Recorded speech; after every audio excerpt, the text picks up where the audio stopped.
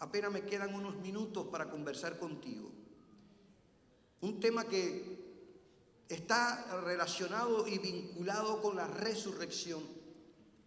Una historia que solamente el evangelista Juan es quien nos la cuenta en su evangelio.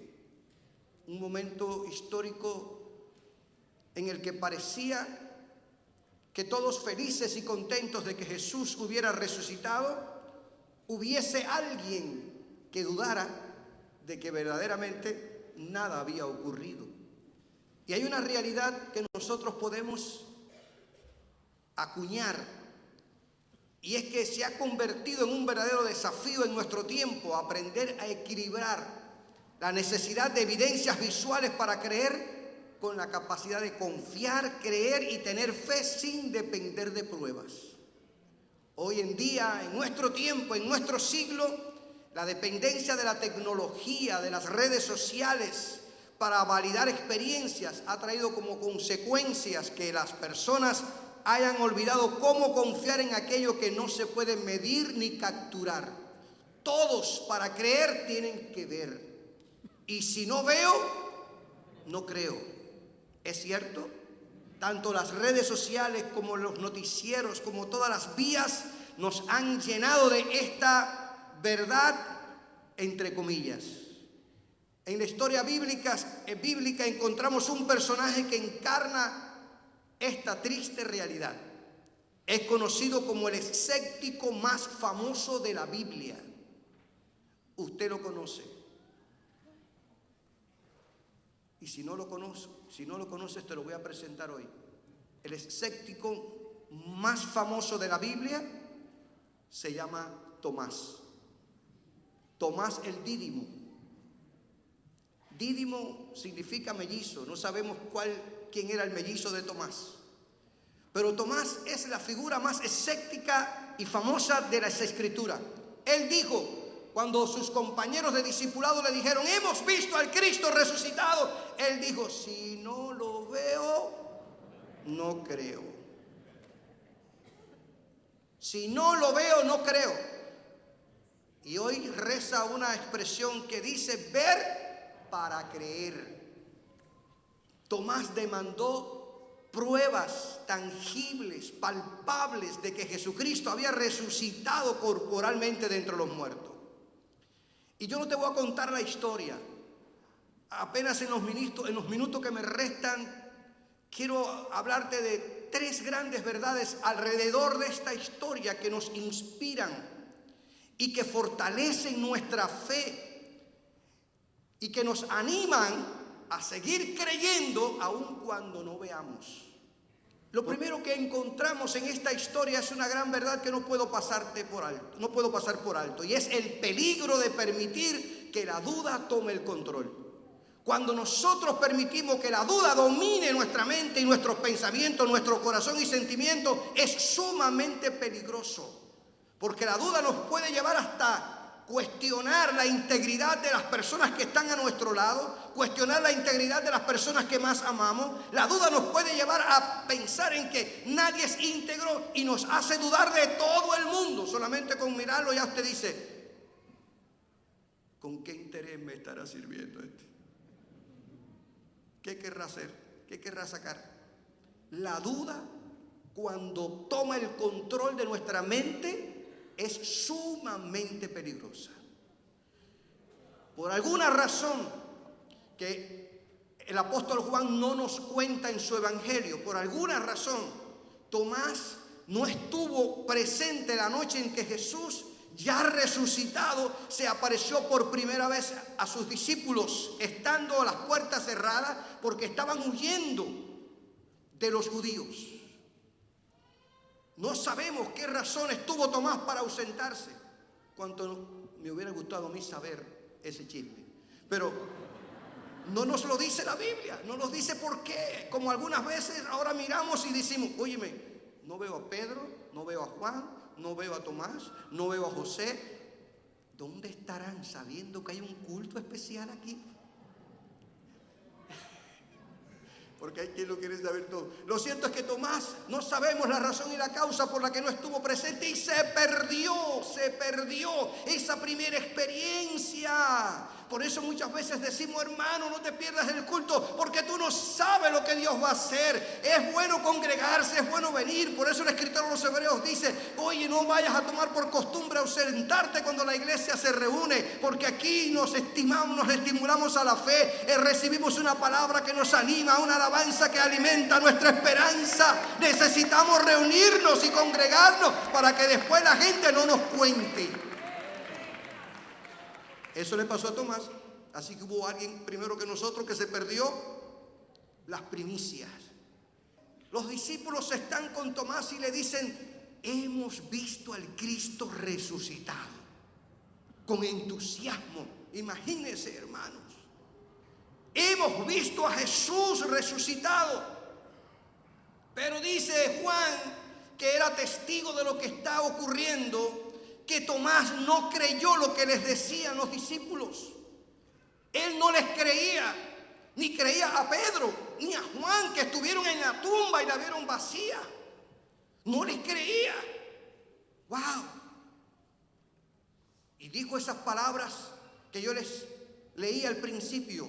Si no viere, dijo Tomás, escuche esto, mire cuando la duda toma el control, ¿a dónde podemos llegar? Si no viere en sus manos la señal de los clavos y metiere mi dedo en el lugar de los clavos y metiere mi mano en su costado, no creeré. Así que no me traten de convencer con palabritas bonitas. Si no lo veo, si no es tangible, si no es palpable, si no es visible, no lo creo. De ahí que Tomás es calificado como el escéptico más famoso de la Biblia. Si no lo veo, no lo creo. Para Tomás, las marcas de los clavos en las manos de Jesús y la herida causada por la lanza que atravesó su costado eran pruebas indiscutibles de su muerte en la cruz.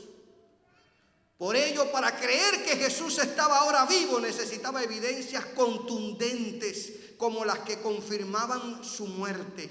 Yo estoy convencido de que murió. Yo estoy convencido de que lo enterraron en una tumba. Yo estoy convencido de eso. Para yo convencerme ahora de que vive, tengo que verlo. Tengo que verlo. Como hay Tomases en este tiempo. Y a mí me llamó tanto la atención esta historia, o me llama siempre tanto la atención, porque mire, hermanos amados, ni el testimonio de sus compañeros, quienes aseguraban haber visto al Señor resucitado, que habían estado con Él 3 años y medio. Ya les digo, Pedro había entrado a la tumba, Juan había entrado a la tumba vacía. Se les había presentado con las puertas cerradas, Jesús entró. Él no le creía a sus compañeros, a los codiscípulos. Tampoco le fue suficiente el testimonio de las mujeres que lo habían visto resucitado, que también decían que ya estaba vivo. Pero a mí lo que más me llama la atención y más preocupante es que, óigame, hermanos, Tomás puso en duda las palabras de Jesús que él mismo había escuchado del propio Jesús. Jesús les había dicho en varias ocasiones, el Hijo del Hombre será entregado a hombres perversos, lo matarán, pero al tercer día resucitará. Eso lo había oído Tomás. Eso no se lo había contado nadie, eso no se lo había referido nadie. Él había escuchado al propio Jesús de que iba a resucitar. Pero cuando la duda toma el control, es peligroso. ¿Lo creen? Peligroso. Y yo creo que aunque la duda es inherente a nuestra naturaleza, no debemos permitir que ésta limite nuestra capacidad de creer en las maravillas de Dios, las cuales van más allá de nuestra lógica humana. Todos podemos ser víctimas de la duda, de la incertidumbre. Aquí no hay quien levante la mano que diga, yo nunca he dudado. Todos de una u otra manera hemos atravesado por incertidumbres y dudas. Pero no podemos permitir que controle nuestra mente y nuestro corazón a tal punto de que dudemos del poder y de la gloria de Dios, de la gracia de Dios y de las maravillas que Dios hace, porque Dios está por encima de toda duda y de toda incertidumbre. Cuando la duda se convierte en el centro de nuestros pensamientos, genera temor, inseguridad, falta de confianza en las promesas de Dios. La duda frena nuestro crecimiento espiritual, limita nuestra capacidad de aceptar los milagros y las bendiciones que Dios tiene para nosotros. Siempre he oído hablar de esa persona escéptica que conoce a alguien que viene al altar, oran por él y el Señor lo sana del cáncer. Y entonces viene esa persona escéptica a drenar la fe de esa persona que ha recibido el milagro y dice, el problema no es que te sanó, es que el facultativo se equivocó. Realmente no tenías nada. Eso es mentira del diablo. Cuando hay un médico que te da diagnosticado, que está escrito, lo recibimos, tantas pruebas te hemos hecho, pero cuando Dios hace el milagro, lo crea o no lo crea el hombre, el milagro está ahí y no podemos permitir que la duda nos haga pensar que Dios no tiene poder para hacer cualquier milagro y cualquier cosa. O si no, la duda viene como un instrumento de decirte, ¿tú crees que tu marido se va a convertir alguna vez? Muchacha, esos hijos, ¿tú crees? Nunca permitas que la duda controle tu mente y tus pensamientos. Recuerda que adoras y sirves a un Dios todopoderoso, que lo imposible lo hace posible. Aquel que dijo, yo llamo las cosas que no son como si fuera. Cree a Dios, cree a sus promesas, porque Él sigue sentado en su trono. Dice el escritor de los Hebreos que Jesucristo es el mismo ayer, es el mismo hoy y por todos los siglos.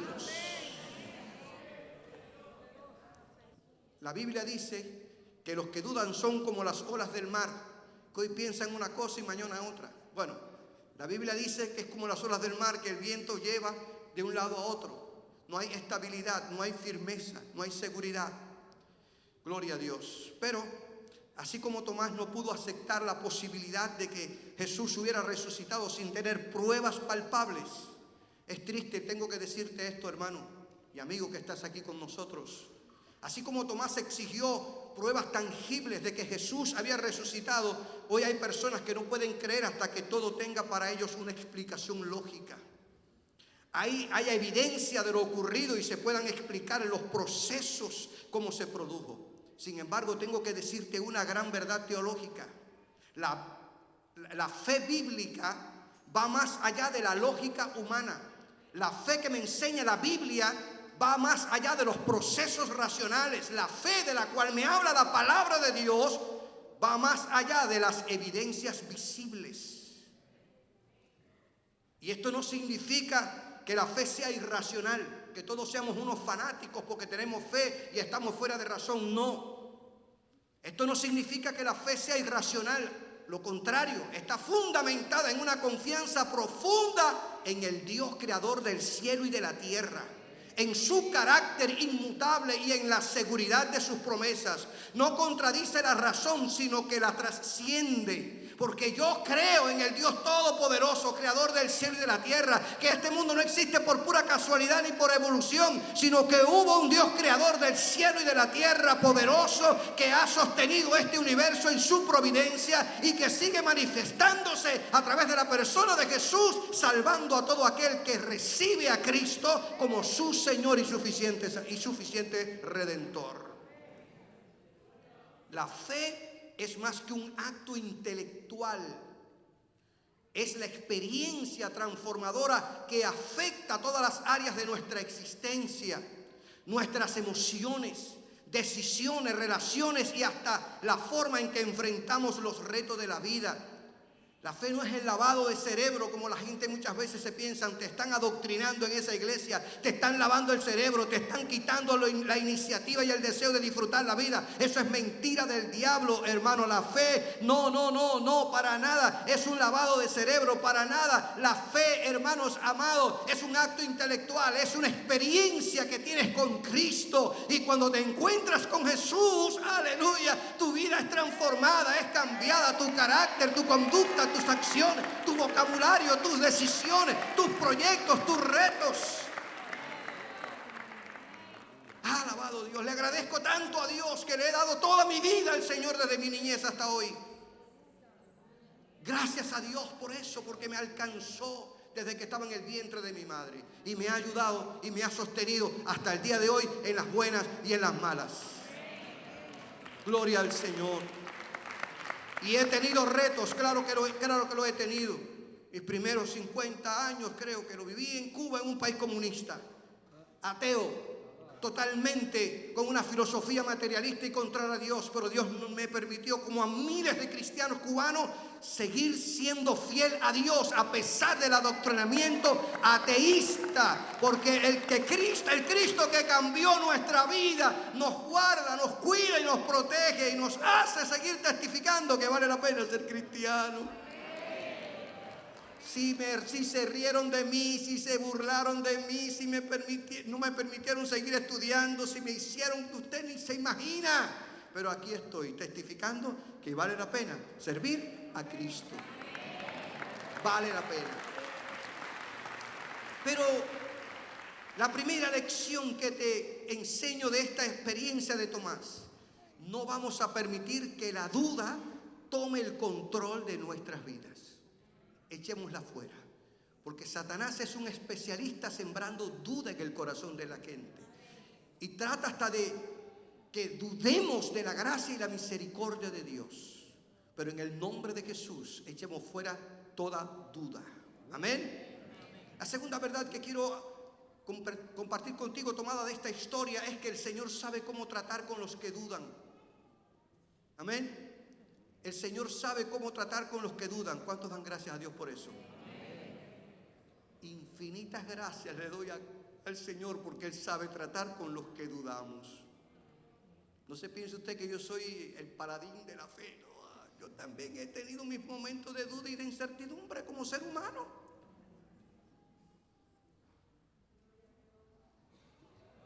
Amén. Todos somos seres humanos, racionales, con situaciones difíciles. Como ya les decía, después de 8 días, Jesús se vuelve a aparecer a los discípulos. Pero esta vez estaba nada más y nada menos que Tomás. Ahí estaba Tomasito. El que le digo a sus compañeros: si no viere en sus manos la señal de los clavos, si no metiere mi dedo en esos orificios de los clavos, fíjese qué nivel de exigencia, y si no metiere mi mano en el costado, no voy a creer. Ahí estaba el que había dicho eso.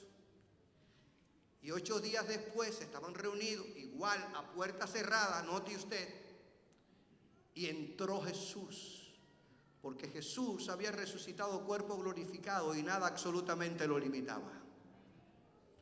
Y se hace presente Jesús. Y a mí me llama la atención, amado hermano, que Tomás estaba presente con los discípulos, a pesar de que no había creído que había resucitado. Esto es señal de que sus compañeros no lo habían despreciado. No le habían dicho: por cuanto tú no creíste lo que te dijimos, por favor, no te queremos ver más por ahora, por un tiempo, hasta ver si nos convencemos que de veras tú. Ellos le dieron un espacio. Por eso es una buena lección para todos. No nos podemos excluir. Todo lo contrario, tenemos que animarnos los unos a los otros. Todos no tenemos el mismo nivel de fe. Todos nos caminamos en el mismo nivel de madurez espiritual. Pero sí, todos amamos y servimos a un mismo Dios, creador del cielo y de la tierra.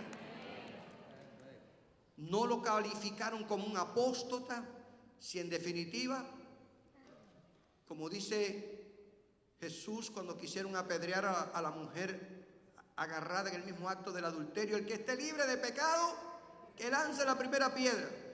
En definitiva, todos al principio habían dudado de que Jesús había resucitado. Así que ellos lo aceptaron. Pero lo lindo de todo esto, hermanos, es que dice Juan que el Señor se les vuelve a aparecer, repito esto, y le dice a Tomás, aleluya, silencio. Y gracias a Dios que este hermano no me ha proyectado el versículo, porque valdría la pena decir, ¿qué le dijo Jesús a Tomás? Porque era para darle las orejas, era para decirle, Tomás, Tomás, qué tremendo. Es verdad que tanto tiempo, Tomás, tú conmigo y yo contigo, y que tú dudes de que yo he resucitado. ¿Recuerdan ustedes en Juan capítulo 14, Evangelio de Juan capítulo 14, cuando Jesús está hablando del camino, la verdad? ¿Recuerdan ustedes? Esa expresión, yo soy el camino, la verdad y la vida, se la dijo Jesús a Tomás. Porque el Señor está anunciando que se va a ir y va a preparar lugar para todos aquellos que son fieles. Y porque Él quiere que donde Él está, todos nosotros, los que creemos, estemos con Él. Y entonces Juan le dijo, si no sabemos a dónde va, ¿cómo vamos a saber el camino?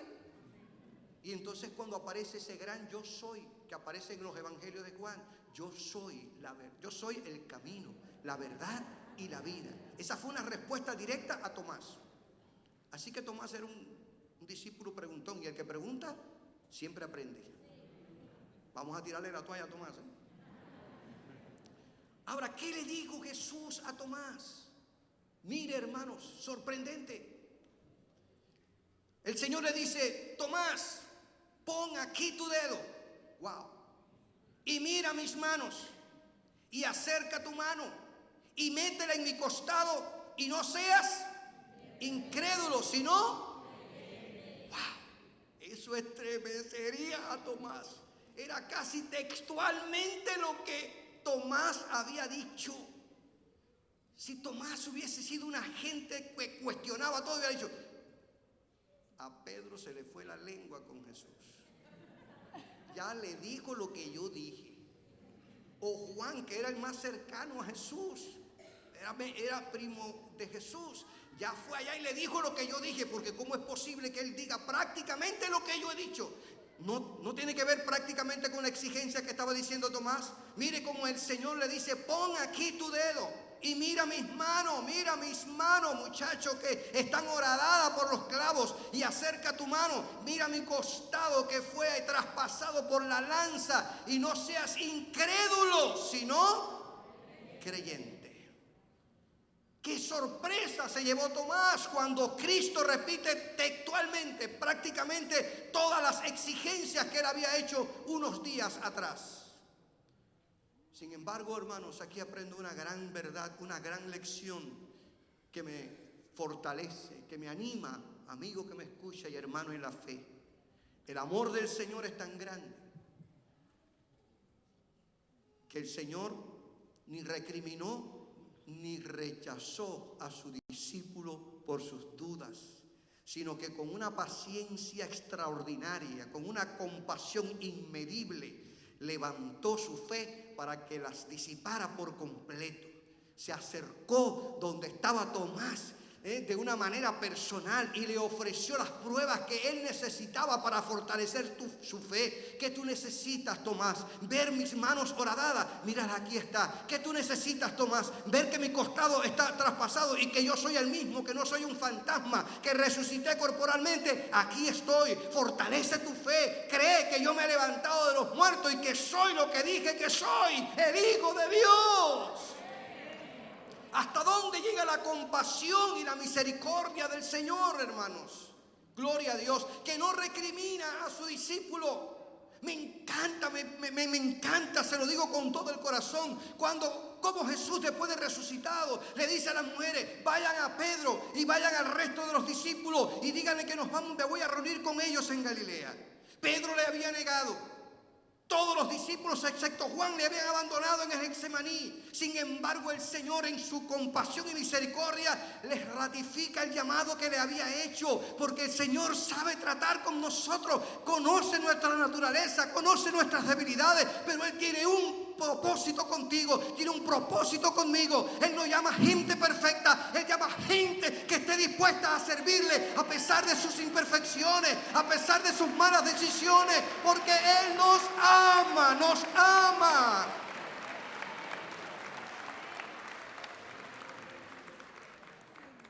Cualquier otro líder hubiera dicho, me voy a buscar otra gente porque estos 12, incluyendo a Judas, que ya se había ahorcado, no merecen darle una segunda oportunidad. Pero el Dios que yo sirvo y el que tú sirves es un Dios de segundas oportunidades. Y Él les había llamado, les ratifica el llamado. Y Pedro, Juan y los apóstoles, excepto Judas Iscariote, se convirtieron en columnas de la iglesia. Aleluya. De igual manera que Jesús se acercó a Tomás y no lo recriminó, ni lo cuestionó, ni lo avergonzó.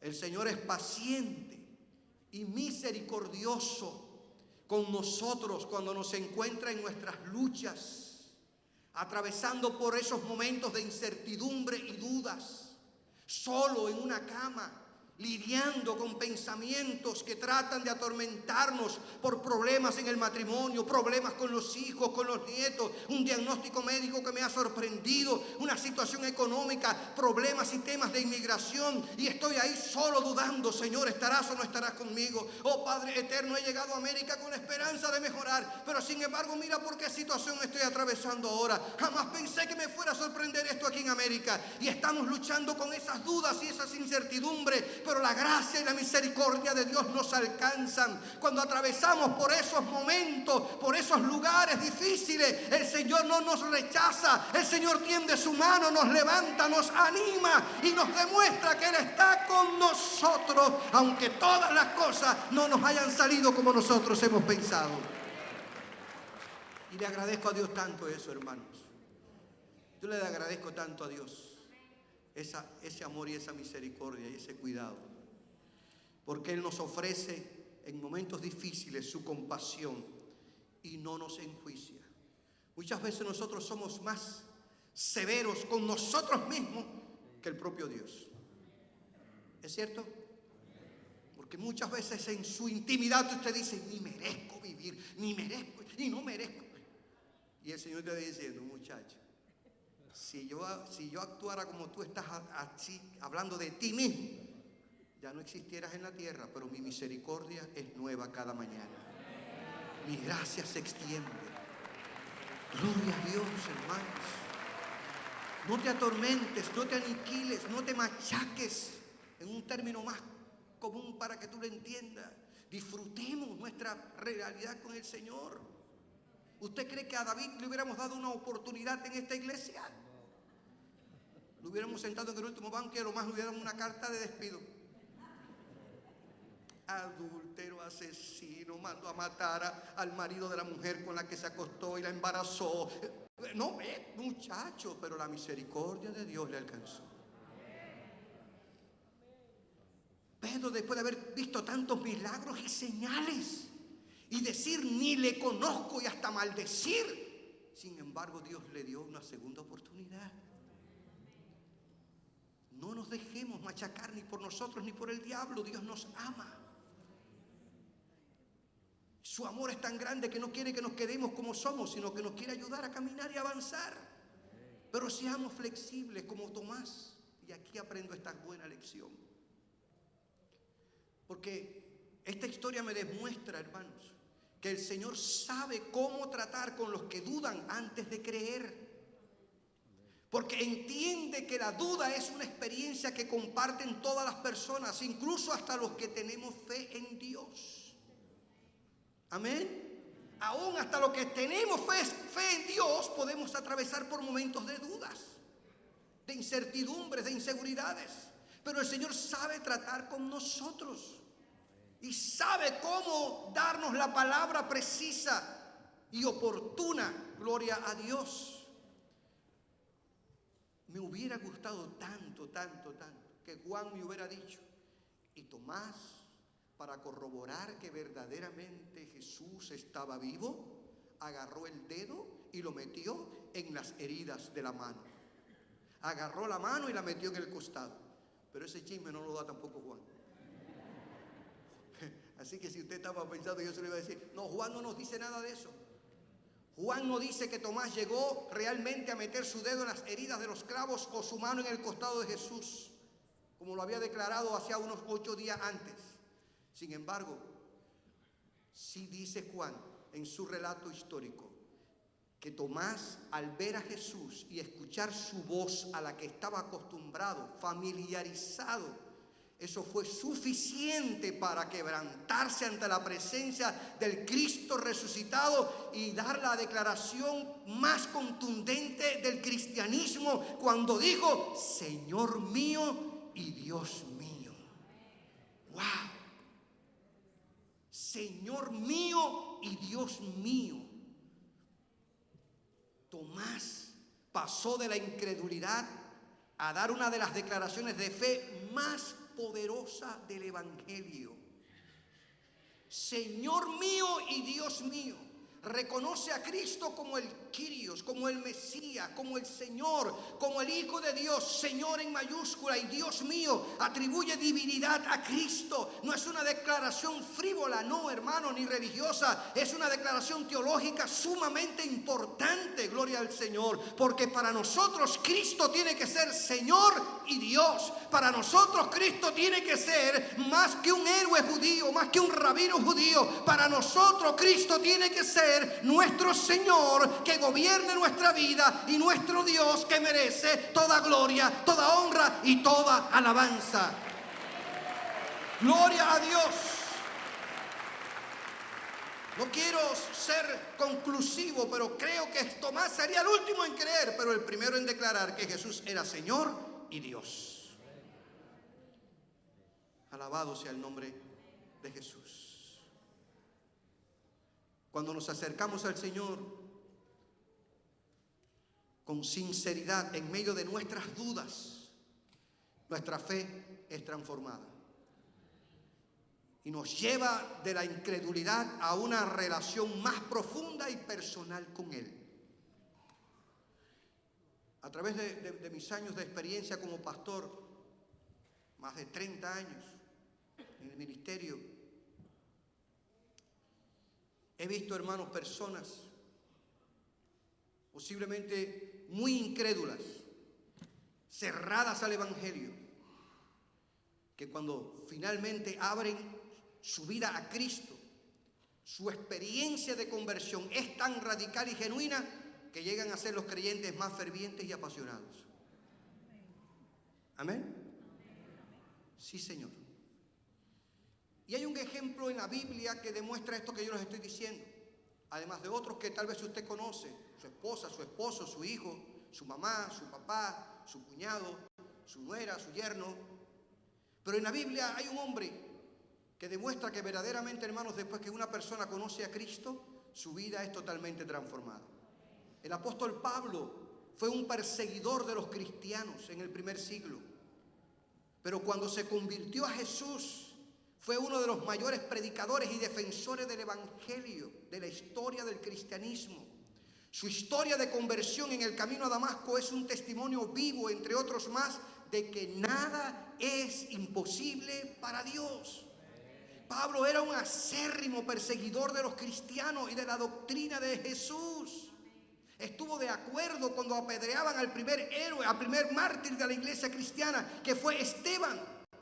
Andaba con cartas que le autorizaban a llevar presos a los cristianos y encarcelarlos y castigarlos. Pero cuando tuvo un encuentro con el Cristo resucitado, oye, Pablo se convirtió en uno de los defensores y predicadores del Evangelio, que no le importó morir por la causa de Cristo. Se desgastó hasta lo último proclamando que Jesucristo es el camino, es la verdad y es la vida.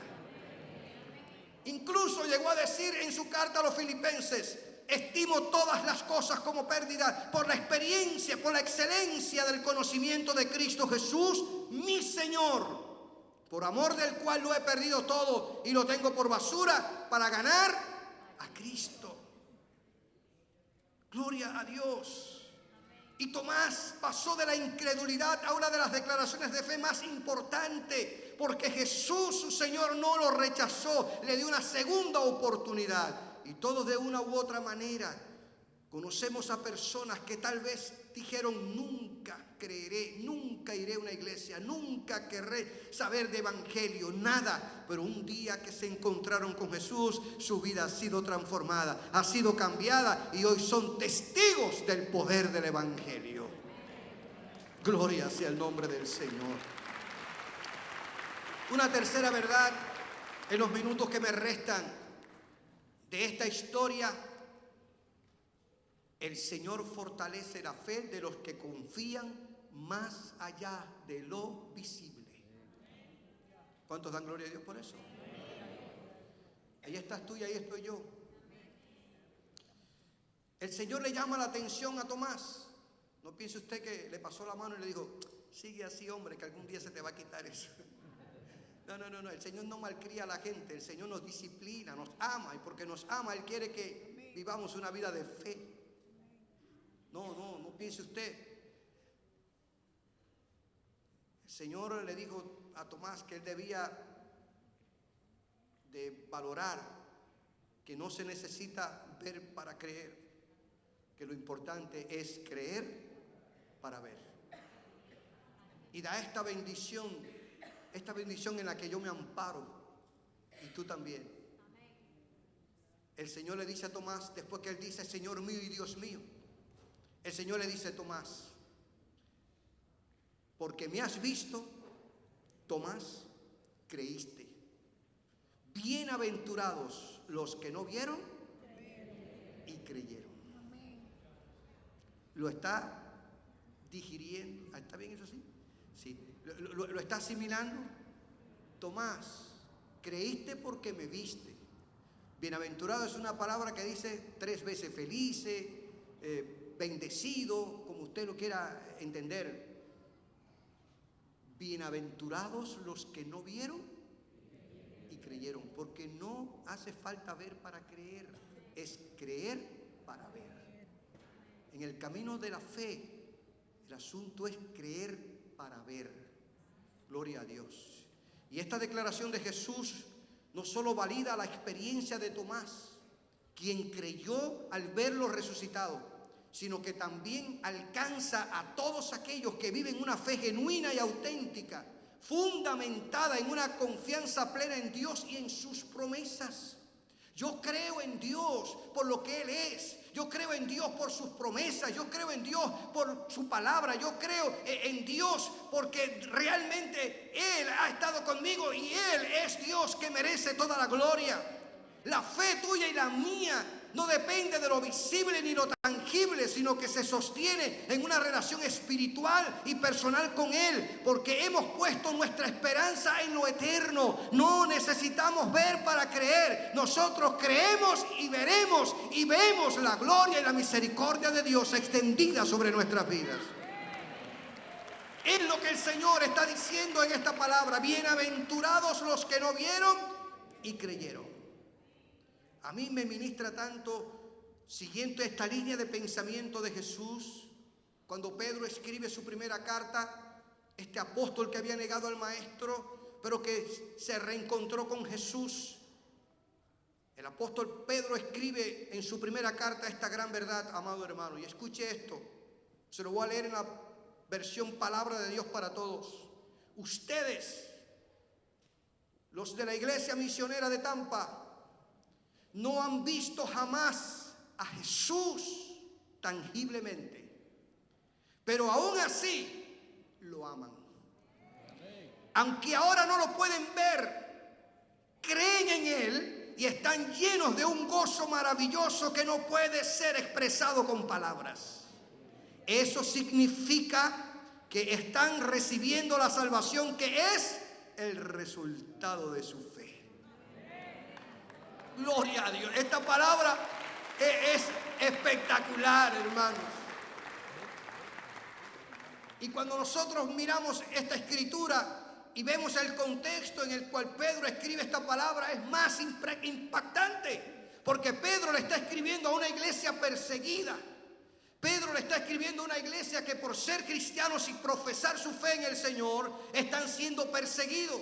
Y Pedro les dice: yo me gozo al ver cómo ustedes han depositado su fe en Jesús sin haberles visto, porque nosotros le vimos. Estuvimos con Él, estuvimos en la barca, vimos cómo resucitó a Lázaro, vimos cómo sanó al ciego de nacimiento, vimos cómo abrió los ojos al ciego Bartimeo, vimos cómo sanó a los leprosos, cómo hizo milagros en aquel paralítico de Betsaida, vimos cómo resucitó a la hija de Jairo. Nosotros lo vimos, lo tocamos, estuvimos con Él, comimos en la mesa, pero ustedes no le han visto, ustedes no le han visto tangiblemente. Sin embargo, la fe de ustedes es la misma fe que tenemos nosotros, y esa fe nos garantiza la salvación. Oh, gloria a Dios, hermano, porque hemos creído en Él, y esa fe alimenta nuestra confianza y nuestra esperanza en el Dios que vive y reina por los siglos de los siglos.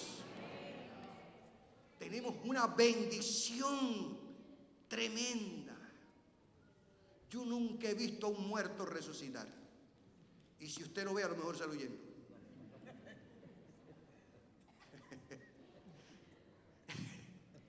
¿Es cierto? Nunca he visto a un paralítico salir de una silla de ruedas. He visto milagros. He orado por gente enferma y se han sanado. Lo he visto. Pero no tengo que ver para creer que Jesús es el Señor. Y que vive. El cambio que ha hecho en mi vida, en mi hogar, mi familia. Amén. El que ha hecho en ti. Aleluya. Gloria a Dios. Algunos podrán decir que creerían en Jesús si vieran un milagro o una señal visible. Pero Jesús no tiene el compromiso de satisfacer a curiosos incrédulos, sino que Él declara que son bendecidos los que creen sin ver, aquellos que creen en Él por lo que Él es, más por lo que Él hace. Amén.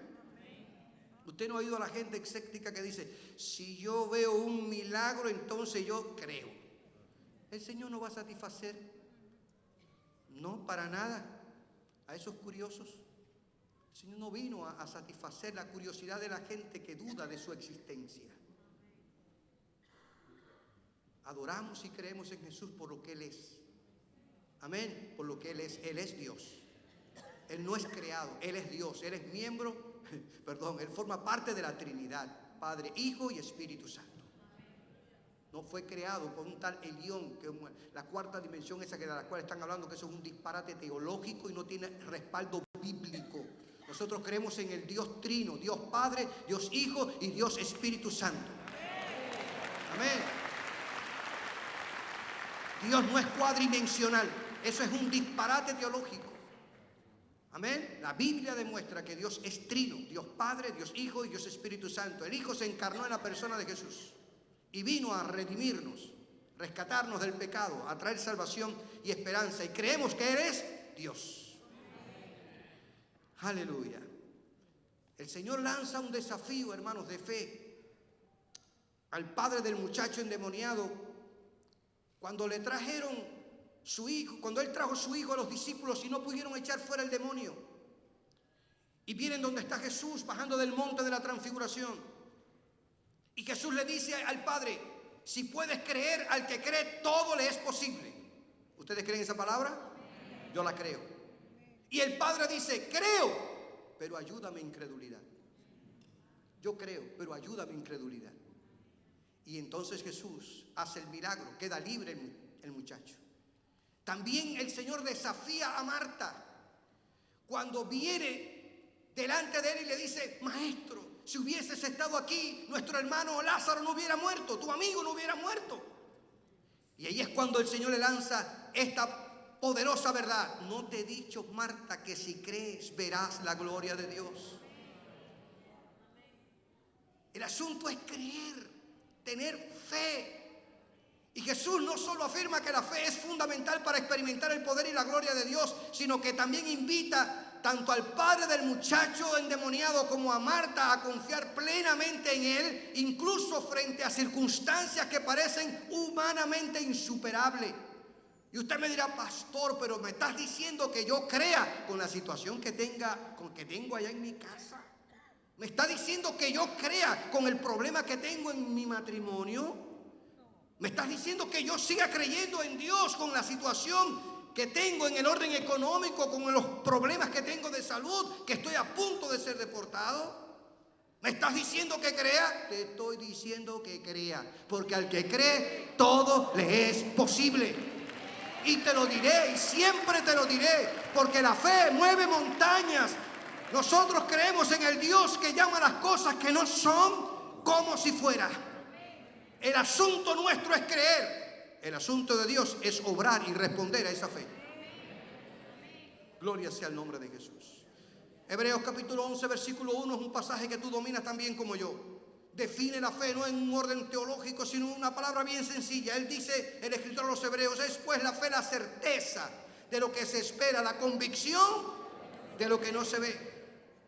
Es un acto de rendición espiritual, donde no buscamos que Dios demuestre su poder, sino que confiamos en su carácter, confiamos en sus promesas, confiamos en su propósito eterno. Yo no tengo que decirle, Dios, demuéstrame que tú existes. Yo creo que tú existes, creo en las palabras que tú me has dado en la Biblia, creo en tus promesas que son eternas, creo que tú eres un Dios inmutable, creo que tú eres el Dios que guió a Moisés, que guió a David, que guió a los apóstoles, y creo que tú eres el mismo, ayer, hoy, por todos los siglos, que no cambia, que eres el mismo a través de la historia. Alabado sea el Señor.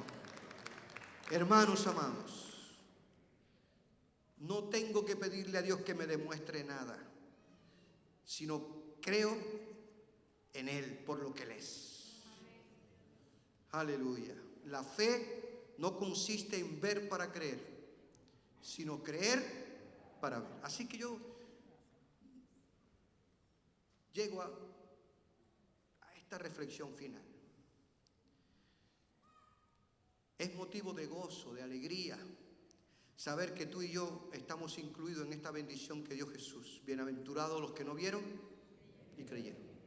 Hemos creído en Él sin haberle visto corporalmente resucitado, e incluso sin haber visto milagros o señales prodigiosas como las que vio Tomás. Pero sí hay una realidad. Hemos visto el poder del Cristo resucitado, cambiando nuestras vidas, perdonando nuestros pecados, salvando nuestra alma, transformando nuestro estilo de vida, dándonos propósito y bendiciendo nuestra familia. Y quiero recordarte esta palabra final. La fe ve lo invisible, cree lo increíble y recibe lo imposible.